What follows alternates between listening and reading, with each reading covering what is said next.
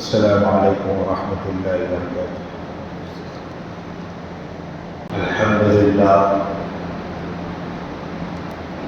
الحمد للہ کفی والسلام علی عبادہ الذین اصطفی، اما بعد۔ اعوذ باللہ من الشیطان الرجیم، بسم اللہ الرحمن الرحیم۔ ان الدین عند اللہ الاسلام، صدق اللہ العظیم۔ میرے دوستوں، بزرگوں، بھائیوں، اللہ نے اس دین میں، جسے ہم اسلام کہتے ہیں، دنیا کی عزت رکھی ہے اور آخرت کی کامیابی رکھی ہے، اور بے دینی ذلت کا نام ہے۔ جو ذلیل کرتی ہے اس کا نام بے دینی ہے۔ عزت کا ضابطہ، کامیابی کا راستہ، اللہ کو پہچاننے کا راستہ اللہ نے دین دیا، اس کے علاوہ کہیں نہیں۔ جو کوئی اس کے علاوہ ڈھونڈ رہا ہے وہ بیوقوفی کر رہا ہے۔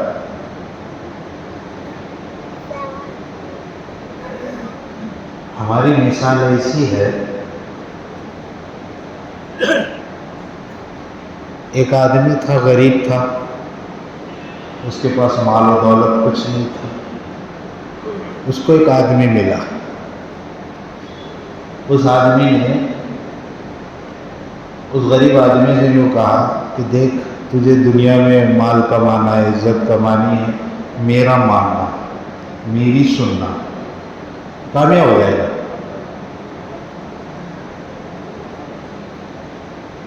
اس نے کہا ٹھیک ہے۔ وہ آدمی کی سنتا رہا، اس کو اپنا رہبر بنایا، اپنا مرشد بنایا، اپنا گائیڈ بنایا، سب کچھ بنایا۔ وہ آدمی جیسا کہتے تھے یہ وہ ایسی کرے، چلتا رہا۔ اس کے پاس کچھ نہیں تھا، بہت مال آیا۔ اس کی عزت نہیں تھی، عزت ملی۔ ایک دکان کی کئی دکانیں ہوئی، سب کچھ ہوا۔ اللہ کا کرنا ایسا ہوا کہ اس آدمی کے موت کا وقت آیا تو اس نے اپنے بیٹوں کو جمع کیا، وارثوں کو، اور جمع کرنے کے وقت کا دیکھو بیٹے، یہ جو ہے نا بزرگ، ان کی سننا، اپنی نہیں چلانا۔ یہ جو بولے سمجھ میں آیا تب بھی کرنا، نہیں سمجھ میں آیا تب بھی کرنا، ان کی سننا۔ اب موت کے وقت جذباتی کیفیت ہوتی ہے انسان کی، سب ہاں کہتا ہے آدمی، اب آپ جو کہیں گے کریں گے، سب ضرور کریں گے، جو آپ کہیں گے کریں گے، آپ جیسا چاہیں گے کریں گے، ان کی سنیں گے۔ وہ مر گئے۔ بچے ہیں جوان، ہم بڑے تعلیم یافتہ، MBA کیے ہوئے، ماسٹر کیے ہوئے، بزنس میں ماسٹر کیے ہوئے، سب کچھ کیے ہوئے۔ یہ بزرگ کہتے ہیں جھکتا ہوا تولنا پاگل ہے، ہم تو عقل مندی سے توڑیں گے۔ انہوں نے کہا دیکھو، مال کو عیب بتا کر بیچنا، بکا ہوا مال واپس لینا۔ کہنے لگے نہیں، اس کی نہیں سنیں گے، یہ اس کو کچھ عقل نہیں ہے، یہ الٹا گھاٹے میں ڈال رہا ہے۔ وہ آدمی کہہ بھی رہا دیکھو، تمہاری پڑھائی میرے مشورے کی بنیاد پر ہوئی، تمہارے جو عیش و عشرت ہوا میری وجہ سے ہوا، تم میری مانو۔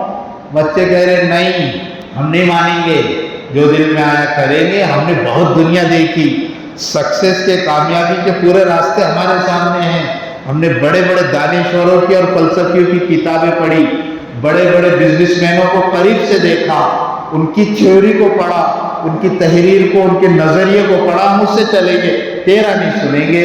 آہستہ آہستہ وہ دن دنیا نے دیکھا کہ وہ جو بچے جب تک اس کا سن رہے تھے، تھوڑا بہت چل رہے تھے، اب یہ نوبت آئی کہ ان کا سارا لاس اور نقصان ہونا شروع ہوا، یہ ان کا بھیک کا کٹورا ان کے ہاتھ میں آ گیا۔ بھائی فضل کریم واقعہ میں مثال دینے کے بعد کہتے تھے بزرگ کون تھے؟ وہ دین تھا، جس کی نصیحت، جس کی وصیت اس باپ نے کر کے گیا تھا اولادوں کو، اس کی ماننا۔ صحابہ کرام نے یہی کیا تھا، یہ دین کی مان لو۔ حضرت عمر خود کہہ رہے کہ ہم بیکورڈ لوگ تھے، کننا اولنا، ہم گرے پڑے لوگ تھے، ہمیں چمکانے والی طاقت کا نام دین تھا، اسی راستے سے ہم چمکے تھے۔ 5000 سال تک ہماری نسلوں میں کوئی بادشاہ پیدا نہیں ہوا، ہم آپس میں خانہ جنگی قبائلی جو تھوڑے موڑے تھے اس میں پریشان تھے۔ دنیا کی حکومت کرنا، دنیا کی سیادت، قیادت، دنیا میں عزت مل جائے، یہ ہمارے وہم و گمان میں نہیں تھا۔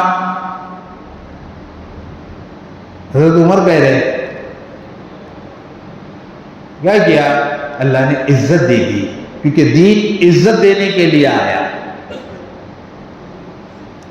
جیتکم بکرامت الدنیا، جیتکم بخیر الدنیا وکرامت الآخرہ، او کما قال علیہ الصلوۃ والسلام، اے ابو سفیان میں جو آیا وہ دنیا کی بھلائیاں دینے کے لیے آیا ہوں، تمہاری سرداریاں چھیننے کے لیے نہیں آیا، تمہیں ذلیل کرنے کے لیے نہیں آیا، اور بہت کچھ ملے گا، اور آخرت کی شرافت بھی ملے گی، کیونکہ دین کی نسبت جس کے ساتھ لگ جائے گی وہ عزت والا ہو جائے گا، اور جس کے ساتھ دین کی نسبت نہیں رہے گی وہ ذلیل۔ جو پتھر باہر پڑا، کتا پیشاب کر دے اس کے اوپر کیا ہو جائے پتہ نہیں، لیکن اس پتھر کو دھو دھا کر مسجد کے ممبر پر لگا دے، اب کیا ہے پتہ ہے، اس پتھر کی حفاظت کرنے کے لیے مسلمان اپنی جان کی بازی لگا دے گا۔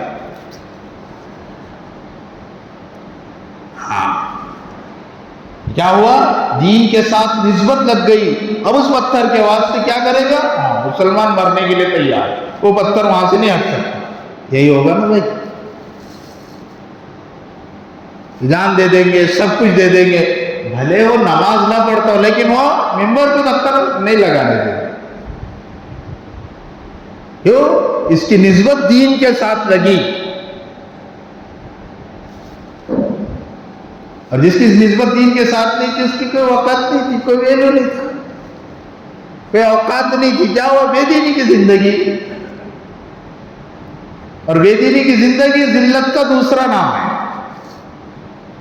حضرت مولانا الیاس صاحب رحمۃ اللہ علیہ کی تڑپ فکر کڑن یہی تھی، جو 27 سال تک وہ اللہ کا بندہ روتا رہا، وہ یہی کہ مسلمانوں کی ذلت کا واحد سبب یہ ہے کہ مسلمان بے دین ہو گئے، اور بے دینی نہیں ہوئے بلکہ دین کو لینے کی طلب بھی ختم ہو گئی۔ اس کو قرآن کہتا ہے نسیم منسیا، بھولی ہوئی چیز کو بھی بھول گئے۔ مولانا ابراہیم صاحب کہتے ہیں نا، ایک آدمی کی گھڑی، موبائل، کچھ نہ کچھ بھول گیا مسجد میں، تو بعد میں لینے کے لیے آتا ہے کہ وہ بھول گیا تھا، یہاں رہ گیا، وہ ڈھونڈتا اس کو۔ ایک وہ کہ بھولے ہوئے کو بھول گیا کہ میرے پاس وہ چیز تھی، اس کو ہی بھول گیا کہ ہمارے پاس دین تھا۔ جس کو تھوڑا بہت یاد بھی رہا نا، اللہ رب العزت نے اس کو ہدایت دے دی۔ وہ واقعہ پڑھ رہا تھا میں، ایک وہ مسلمان لڑکے نے، عربین تھا، یہودی لڑکی سے شادی کر لی۔ شادی کرنے کے بعد رہ رہے تھے ساتھ میں، چل رہا تھا۔ وہ لڑکی نے ایک دن کمرہ صاف کرنے کے واسطے قرآن شریف کو دیکھا، کہا یہ پڑھتا بھی نہیں، دھول ہے، وہ اس کو کچرے کے، نعوذ باللہ، کچرے کے ڈبے میں قرآن شریف کو پھینک دیا۔ تو کیا معلوم، پھینک دیا اس نے۔ وہ آیا نوجوان، آنے کے بعد اس نے دیکھا ڈسٹ بن میں، کچرے کے ڈبے میں قرآن پڑھا۔ اب یہ بھی ویسی ہو گیا تھا، تقریباً وہی۔ اس نے یہ کتاب کیوں پھینکے، رہنے دینا تھا گھر میں، بھی نارمل ہی بات کی، دینا تھا۔ یہ کیا کوئی جگہ بہت لے رہی تھی کہ کیا مسئلہ کیا ہو رہا تھا، اس سے ہمارا کرایہ بڑھ رہا تھا، کیا ہو رہا تھا؟ وہ کہنے لگی نہیں یہ کتاب باہر جائے گی، مجھے نہیں اچھی لگتی۔ وہ کہنے لگا محبت سے ہی ابھی کہ نہیں وہ کتاب باہر نہیں جائے گی، رہے گی۔ اس کتاب سے پرابلم کیا ہو رہا ہے، مسئلہ کیا ہو رہا ہے، کتاب کیوں نکلے گی؟ وہ کہنے لگا، اب ضد کی بات شروع ہو گئی، اگر نہیں وہ کتاب گھر میں رہے گی، وہ کہہ رہی نہیں رہے گی۔ آخر میں غصے سے اس نے کتاب کو اٹھایا، قرآن مجید کو اٹھایا، سینے سے لگایا، اب تو گھر میں رہے گی یا یہ کتاب گھر میں رہے گی؟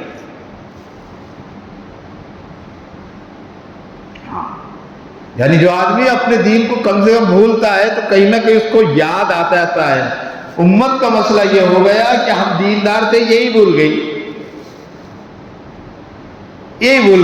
اور بے دینی کی وجہ سے ہاں پھر بنگلور میں کہا تھا نا مولانا ابراہیم صاحب میں 3 چیزیں پیدا ہو جاتی ہیں، بے دینی کی بنیاد پر 3 چیزیں پیدا ہو جاتی ہیں، یا تو حیوانی زندگی شروع ہو جاتی ہے، 2 چیزیں پیدا ہوگی، یا تو حیوانی زندگی شروع ہوگی، جانوروں کی زندگی، یہ جانوروں کی زندگی خود کھانا، دوسرا اپنی گلی میں آئے تو اس کو نکال دینا، بھگا دینا، لڑنا، اپنے والوں کو برداشت نہیں کرنا۔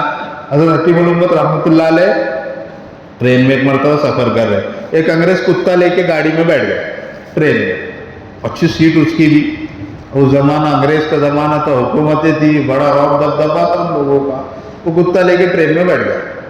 حضرت حکیم الامت نے پوچھا کیوں لے کر بیٹھا؟ بڑے میرا بڑا وفادار ہے کتا، بہت وفادار ہے۔ حضرت نے کہا مگر اس میں ایک عیب ہے۔ عیب کیا ہے؟ عیب یہ ہے کہ اس کو اپنی نسل کے لوگ، اپنی قسم کے لوگ، اپنے خاندان کے لوگ اچھے نہیں لگتے، یہ عیب ہے اس میں۔ بے دین آدمی بھائی کا کھا لے، بہن کا کھا لے، یہ کھا لے، سب کھا لے، کوئی فرق نہیں پڑے گا، ڈسے گا اپنے والوں۔ حضرت مولانا یوسف صاحب رحمۃ اللہ علیہ حدیث کی روشنی میں فرمایا کرتے تھے کہ جو بہنوں کی وراثت کھا لیتے ہیں وہ بے ایمانی کی موت مرتے ہیں، کلمہ نصیب نہیں ہوتا۔ اور آگے فرمایا کہ جو بہنوں کی وراثت کھا لیتے ان کے ایمان میں شک ہے۔ ہاں پتہ ہی نہیں کہ بہنوں کی وراثت میں حصہ ہے یا نہیں، معلوم ہی نہیں۔ ایک گاؤں میں تھا میں، وہاں مسئلہ چل رہا بھائی، بہنوں کا حصہ، بولے ہمارے پاس ایسا رواج نہیں ہے مولانا، بہنوں کو کیا کرتے ہم، جب ہوتی ہے نا بھائی پراپرٹی کے بھائیوں میں تقسیم، تو بہنوں کو ایک ڈریس دے دیتے، چوڑیاں پہنا کر روانہ کرتے، بہن بھی خوش ہو جاتی ہے۔ حضرت حکیم الامت نے بڑی عجیب بات لکھی، فرمایا ایسا وہ معاف بھی کر دیتے، ایسا معافی نہیں ہوتی، بلکہ پھر اس کے حوالے اس کا حصہ کرو، اب وہ اس کی مالک بن جائے گی، تب معاف کرے گی، تب ہوگا۔ اور وہ بیچاری اس لیے معاف کر دیتی کہ آنے جانے کا گھر بند ہو جائے گا، میں نے اس سے حصہ لے لی، پھر باپ کے گھر پہ نہیں آ سکتی میں، یہ حیوانی زندگی تو بس آ جائے سب کا میرے پاس، سب کا آ جائے، بھائی اگر کہیں کام نہ کرے بوجھ بن جائے، اس کو کھلانا پڑ رہا ہے، حیوانی زندگی ہے، کسی کا بوجھ لینے کو تیار نہیں۔ اور زندگی کیسی گزرے؟ آرام سے گزرے، سکون سے گزرے، کسی کو کوئی ذمہ داری نہیں، یہی تو جانور پنا ہے، یہ امت پنا تھوڑی ہے، امت پنا تھوڑی ہے۔ زین العابدین رحمت اللہ علیہ کا انتقال ہوا، جسم پر رسیوں کے نشانات سے پتہ چلا 400 گھرانے پال رہے تھے، امت ہے۔ اور دوسری زندگی بن جاتی شیطانی زندگی، یہ حیوانی زندگی سے خطرناک زندگی شیطانی زندگی۔ شیطان کیا کرتا؟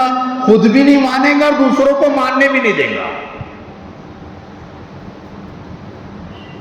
اس لیے دعا سکھائی، اللہم ارنا الحق حقا وارزقنا اتباعہ، کہ حق کا حق ہونا بتا اور اس پر چلا۔ صرف علم کافی نہیں حق کے جاننے پر، توفیق بھی ضروری ہے، کہ معلوم تو سب نہیں کریں گے، ماننے بھی نہیں دیں گے، یہ شیطانی زندگی سب پتا ہے۔ پروفیسر ناظر علی رحمت اللہ علیہ فرمایا کرتے تھے ماں باپ نے بچپن میں نماز سکھا دی، روزے بھی بتا دیے، طہارت کے احکام بچپن میں مکتب میں سکھا دیے، کرنا نہیں آ رہا، وجہ علم ہے، توفیق نہیں۔ بتا تو سب ہے، کس کو نہیں پتا دین کے 5 فرائض ہے، بچپن سے سب کو بتا، نہیں کرتی ہوں میں۔ مولانا یوسف صاحب رحمۃ اللہ علیہ فرمایا کرتے تھے کہ جس دین کے شعبے پر مسلمان عمل نہیں کرے گے وہیں سے باطل داخل ہوگا، اسی سوراخ سے باطل آئے گا. حیا کا شعبہ امت چھوڑے گی، بے حیائی وہیں سے آئے گی. زکوٰۃ کا جہاں پر جو سوراخ خالی چھوڑا امت نے، وہیں سے سود آئے گا. عمل کے اعتبار سے جو سوراخ چھوٹا وہیں سے باطل آ رہا ہے. دیکھ لو کہ بے دینی کی جتنی لائن ہے، ہاں کہ حیا امت نے چھوڑی، بے حیائی آ گئی. زکوٰۃ کا نظام امت نے چھوڑا، سود وہیں سے آیا. پھر لوگ چلا رہے پکار رہے تو سود کی بنیاد پر امت کی ماؤں بہنوں کی عزتوں کے سودے ہو رہے.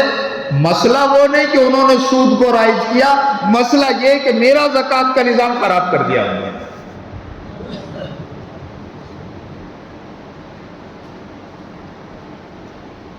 بے حیائی آ گئی. مسئلہ یہ نہیں، مسئلہ یہ کہ امت بے نمازی ہو گئی.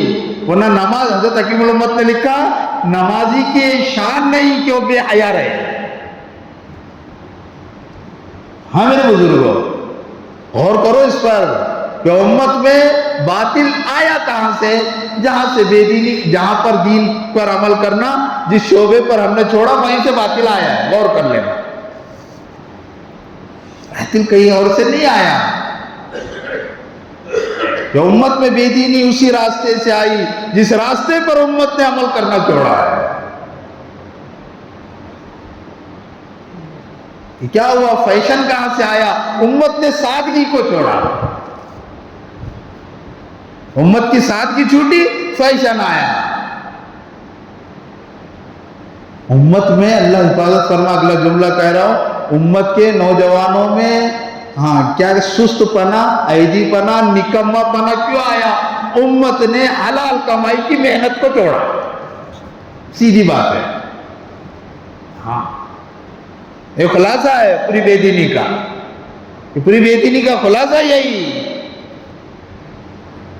اگر امت ہر شعبے پر عمل کرے دین کے، اللہ رب العزت وہیں سے باطل کے سوراخ کو بند کر دے گا، وہیں سے بند کر دے گا. اسی سوراخ سے اللہ باطل کو بند کر کے بتائے گا. ہو کیا رہا؟ کہیں اور سے ہم تلاش کر رہے. اور یاد رکھ لینا، باطل جس راستے سے آیا اس راستے سے حق کی محنت کی جائے گی، نہیں ہوگی.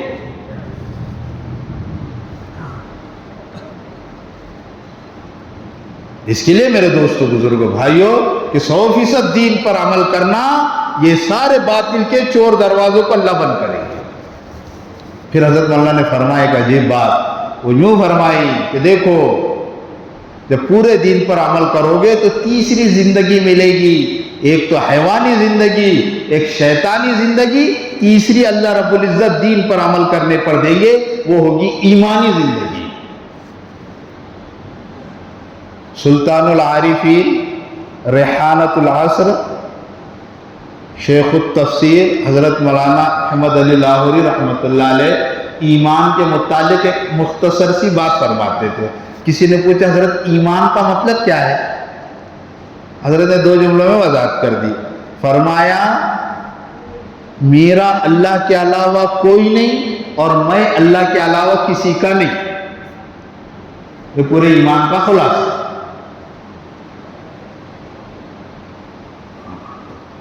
ایمانی زندگی یہ خوشگوار زندگی، یہ بہترین زندگی، یہ امن کی زندگی، یہ عافیت کی زندگی، یہ عزت کی زندگی، اور جتنی بھلائیاں اور آپ سوچ سکتے ان تمام بھلائیوں کو لینے والی زندگی کا نام ایمانی زندگی ہے.